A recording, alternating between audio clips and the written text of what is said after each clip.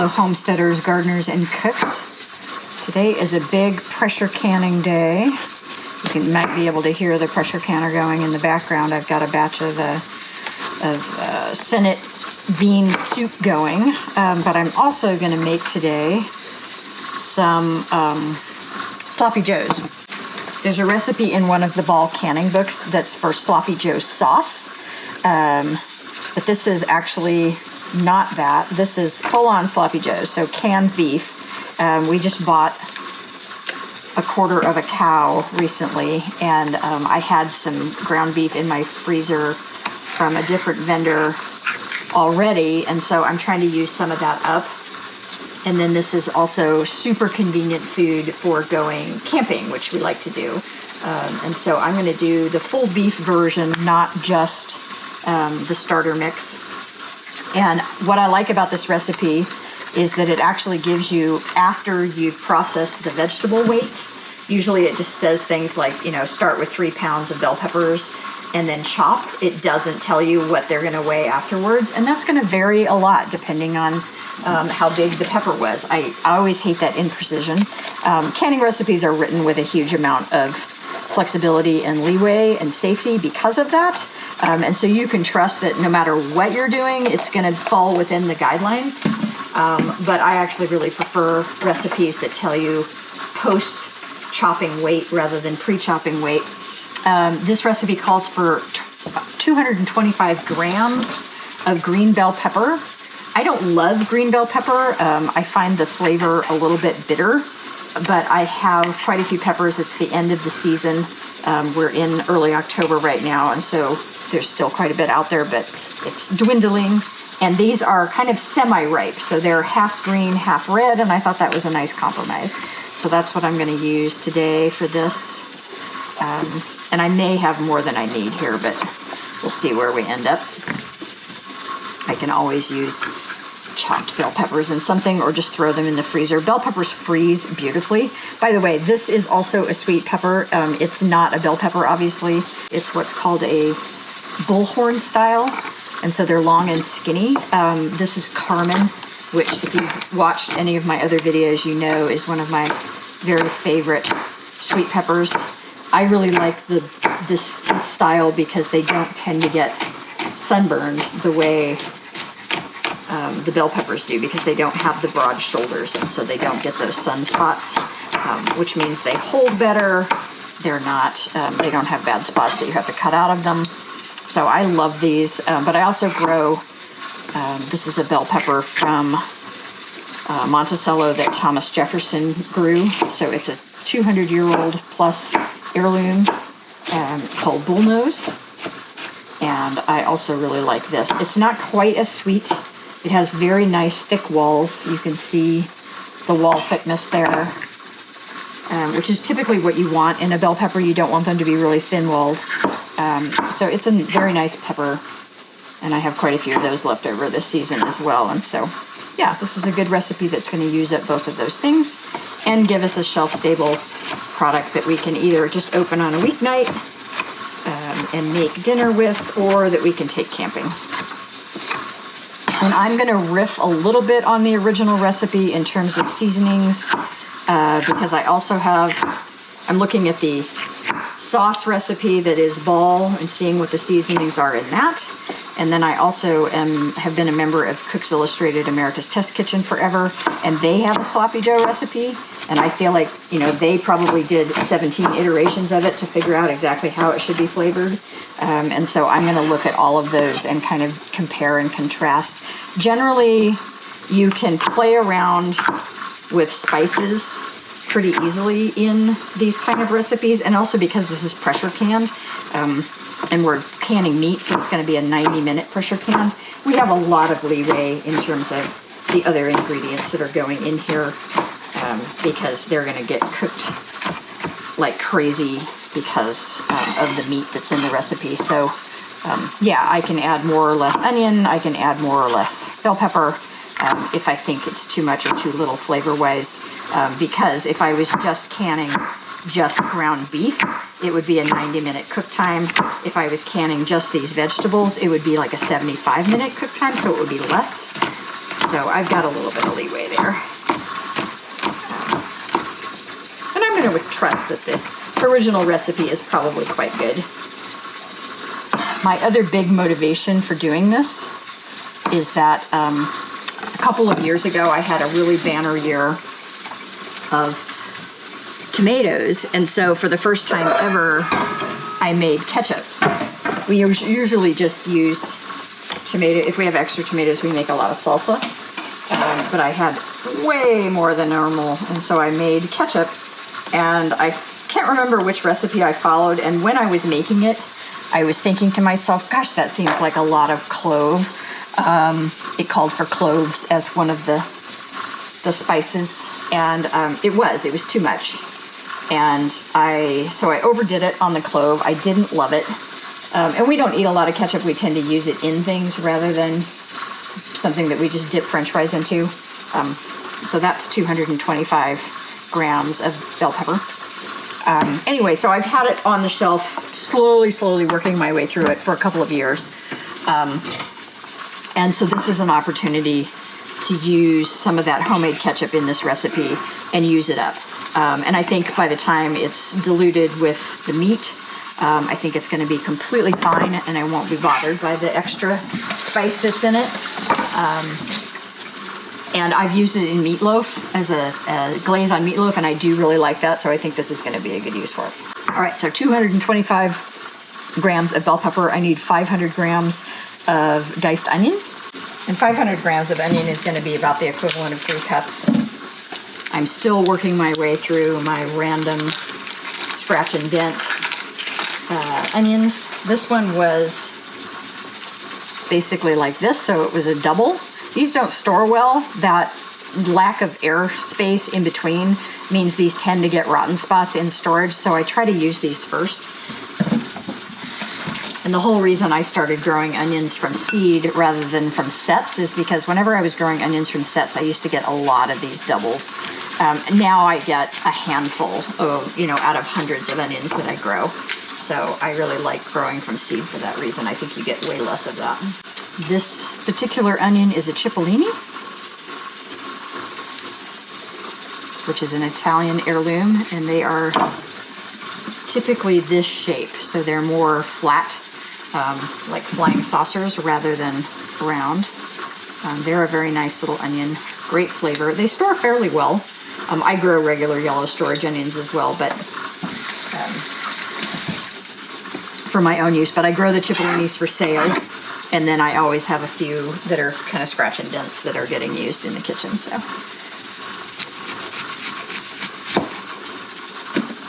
sometimes you get a little bit of mold in between layers. It's usually right at the top, and because onions are in layers, you can peel that part off and rinse it, and you are completely fine. It doesn't tend to penetrate in the way it would if it was something soft like cheese or bread. And so a little bit of mold on an onion, while you want to use it fast and not leave it in storage where it can spread, is really not a big deal. The other onion I'm using today, these are red onions that I grew. I'll put the name up. I can't remember which storage onion is. It's a red storage. This one had a little bit of damage on the side. That's probably from a gopher. But because this is a meat ground beef dish and there's a lot of tomato in the product, it's not going to matter visually whether this is a red onion or a lighter colored onion. And so I have a few of these scratch and dent as well, so I'm just going to use them up. All right, I'm going to put you guys on time lapse so that you don't have to listen to me ramble on while I cut up 3 cups of onions.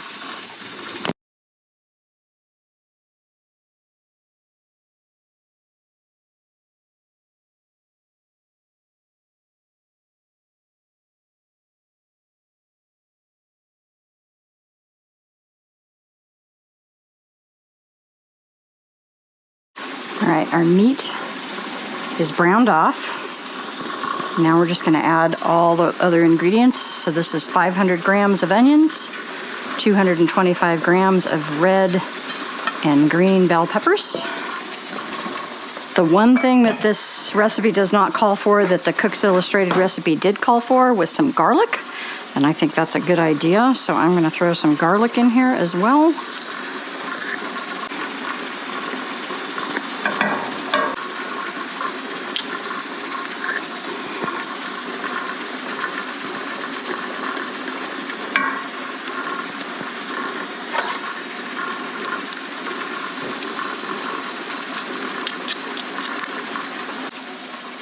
right, I need 2 cups of tomato sauce.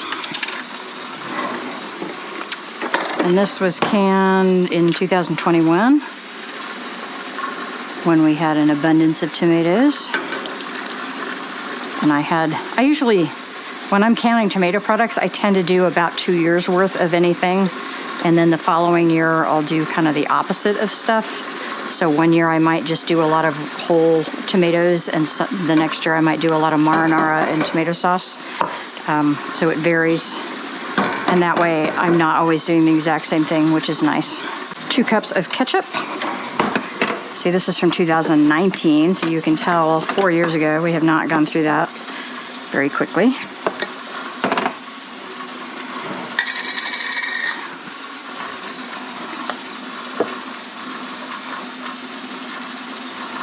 This is a 24-ounce jar, so it's not going to be quite. It's going to be over 2 cups, and so I'll just save the rest for a meatloaf later or something.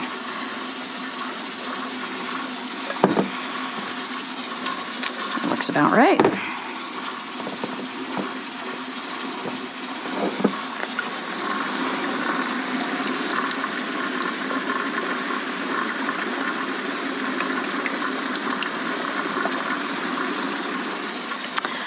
I believe, yes, 2 cups of water.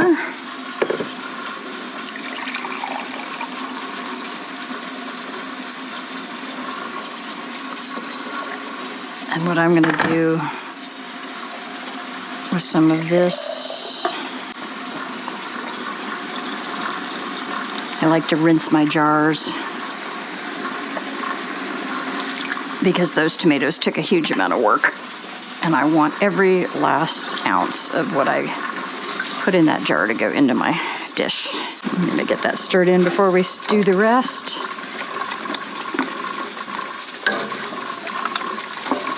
Tablespoon of prepared mustard. And making this basic yellow mustard has been on my to-do list for several years now. I tend to want either a coarse beer mustard or Dijon, but my husband loves just a regular yellow mustard, and it's not difficult to make, and I just never get around to it. Perhaps that will be a winter video. A tablespoon of salt.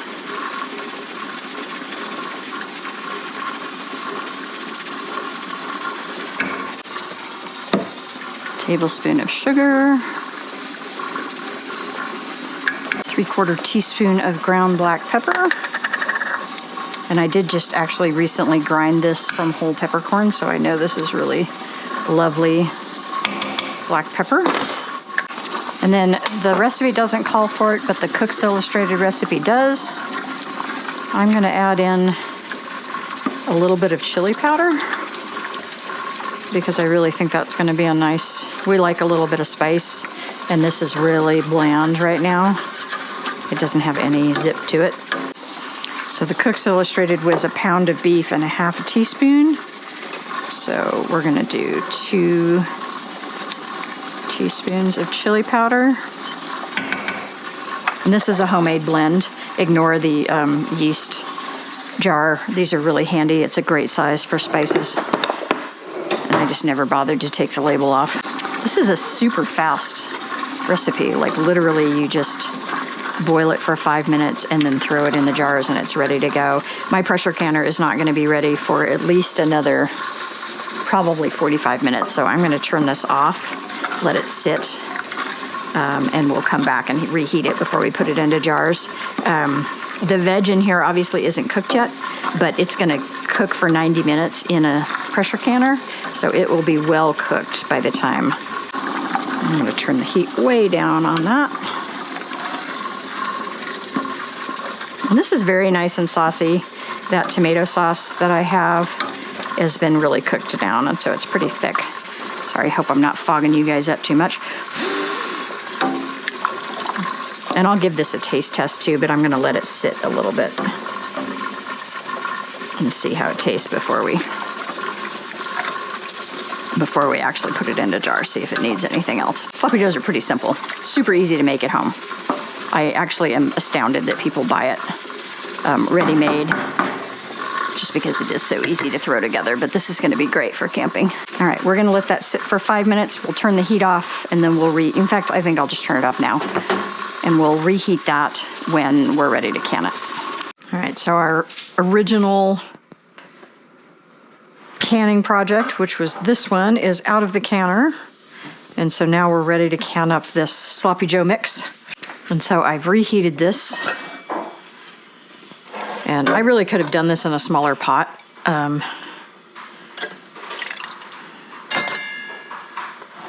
This is, so it's kind of a awkward getting in here.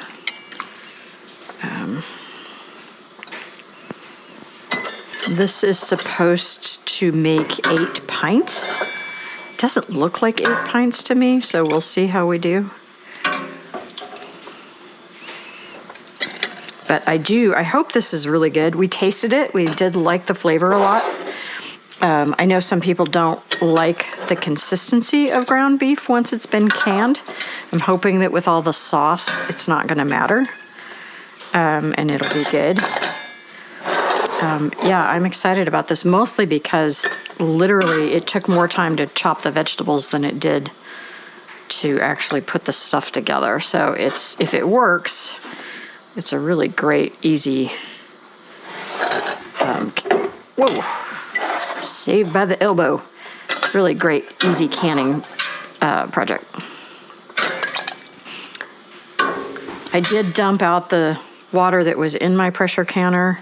Usually there's a little bit of siphoning when you do pressure canning, where some of the contents of the jars leaks out into the water, and then you lose a lot of water just from the process of cooking it for 90 minutes. And so I didn't want to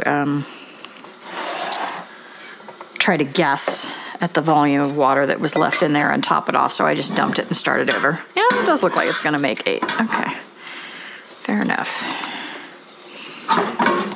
But that's been reheating. I like that you can see the little specks in here of the red bell peppers. That makes me happy.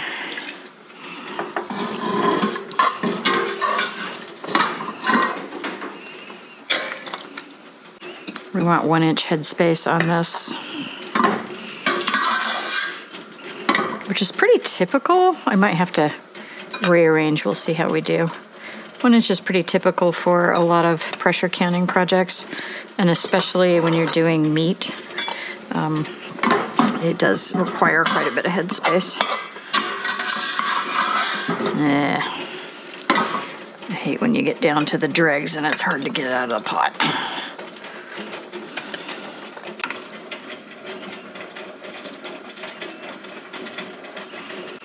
All right, I'm just gonna pack these down so I can get an idea of the volume here. And I can taste that little bit of chili powder in there. I think that was a good addition. Let's check this with our handy dandy measuring thing. Yep. It's hard to tell an inch on pints. I think those are all just a hair over, actually. So what we're gonna do here,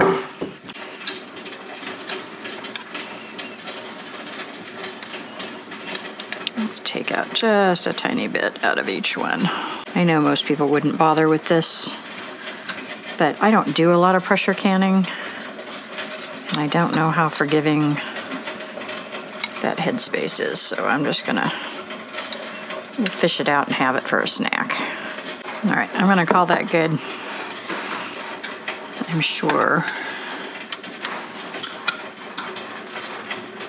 that is gonna be close enough. 1 inch is a lot.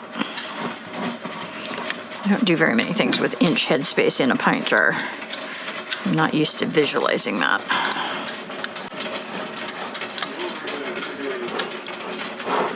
All right, we will get the rims on these wiped, lids on, and get them into the canner.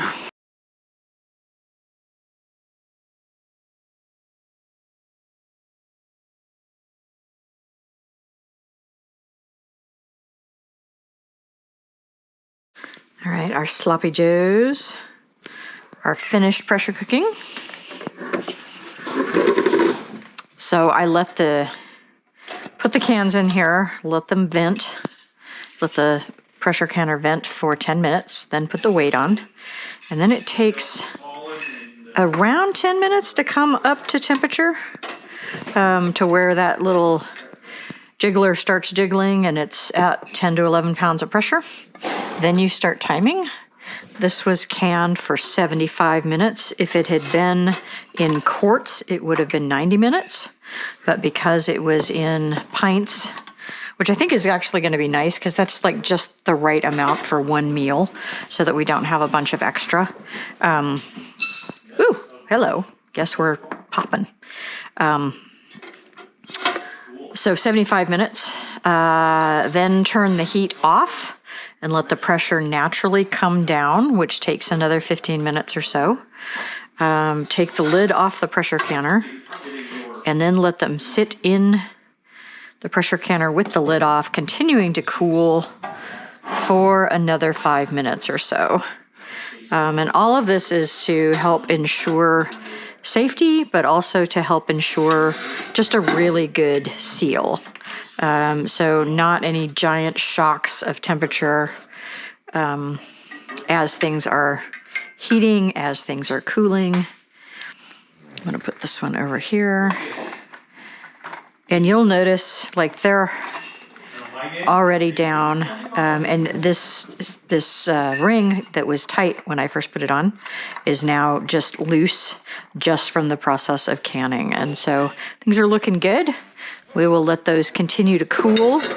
I don't know if you can see this. This one right here is still bubbling. This one is still bubbling. And so just like the soup that we did in a previous video, these will continue to bubble as they cool for quite a while because the pressure inside that jar is considerably higher than atmospheric pressure. And so it takes quite a while for them to actually cool back down, which ensures that you get a really good vacuum seal. But it also means that you don't want to jostle these or disturb them for at least a couple of hours and ideally 24 hours because it takes a while for that pressure to come all the way down and for everything to cool to room temperature. But there you go, sloppy Joe mix. And so this it was a local beef and then homegrown tomatoes, homegrown onions, homegrown bell peppers, and then previously made homegrown tomato sauce and tomato ketchup. So a lot of this is actually homegrown, and then if it's not homegrown, it's almost entirely local, with the exception of things like salt and that little bit of mustard that went in there. So yeah, pretty pleased with these. Excited to have these either on camping trips or just on a night when you're tired and you don't want to do anything more than make a quick dinner. The fun thing about sloppy Joe mix is you can serve this. I mean, traditionally, obviously, it's a sandwich, but you can put this over a roasted sweet potato or a regular potato. It doesn't have to go over bread. So there's lots of good uses for that. So there you go.